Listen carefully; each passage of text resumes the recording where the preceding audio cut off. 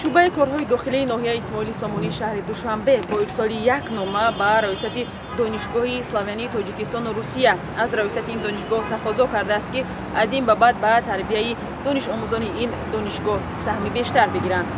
ин дар ҳолест ки 28 октябр дар пайи як ҷанҷол байни донишомӯзони ин донишгоҳ як нафар захмӣ шуда буд ва ҳоло раёсати донишгоҳ мегӯянд ки ин қазияро пайгирӣ доранд ва ҳоло дар пайи ин ҳодиса 5 нафар аз донишомӯзон аз донишгоҳ хориҷ карда шуданд.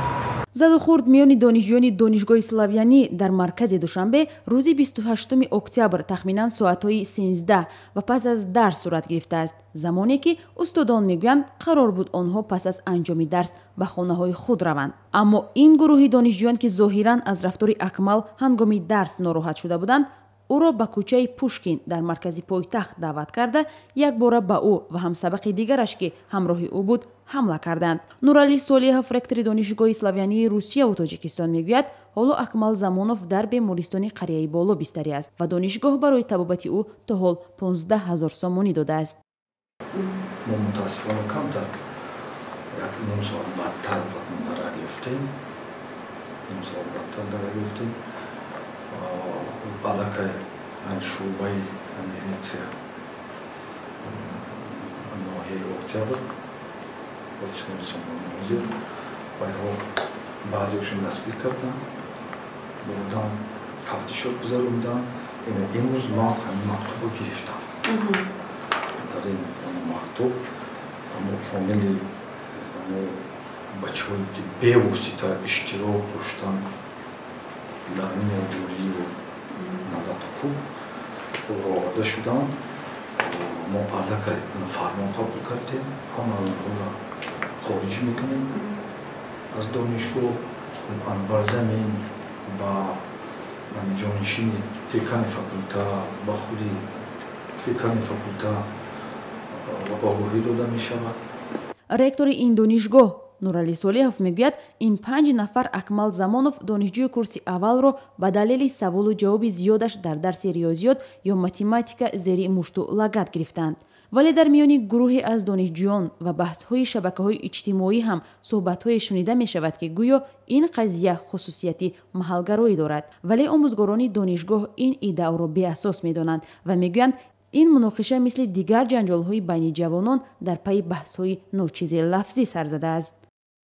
раёсати факултати идоракунӣ ва системаҳои технологияи иттилоотӣ дар донишгоҳи славянӣ ки Акмал онҷо таҳсил мекунад, аз ӯ як донишомӯзи боодоб ном мебаранд. Маҳмуд Умаров, декани ин факултет мегӯяд, ҳарчанд дар муддати 2 моҳ арзёбӣ кардани савод ва тарбияи донишҷӯ осон нест, аммо Акмал талош мекард дарсро сари вақт аз худ карда ба суолҳои худ аз омӯзгорон посухи дилхоҳ бигирад. ӯ дониши хуб буд, русиш кам сустар буд. мо забони русӣ асосӣ аст, забони таълимӣ аст, лекин аз математика ё дигар фанҳои тахассусӣ хеле дониши бад надошт. зиёд савол медод ба маълимҳо, ба устодон бисёр мепурсид. зиёд мехост ки ҳарчи бештар аз худ кунад. беомӯзад. Алиҷон Замонов, падари Акмал ки дар беморхонаи қарияи боло писарашро 5 рӯз аст нигоҳубин мекунад, аз латукуби писараш бегоҳии рӯзи 28 октябр хабардор шуда аз Панҷакент ба Душанбе омадааст. Замонов мегӯяд, феълан сиҳатии писараш каме беҳтар аст, вале ҳанӯз намедонад то чанд вақти дигар онҷо бистарӣ хоҳад монд. агар 5 рӯз пеш медидед, колин дар гарданаш часпидагӣ буд. духтуро бо ҳамин симу оҳан кашида рост карду, дандонош нест, боз даҳнаш ба симу оҳан мондагӣ протез. аз ҳамин як худи ҳамин ҷоғаш 5 ҷо шикасти буд. тарафи чапаш ҳамин ҷои ҳамин ояш ҷойгои қулфакаш ҷой ки ҳамин қима шудагӣ.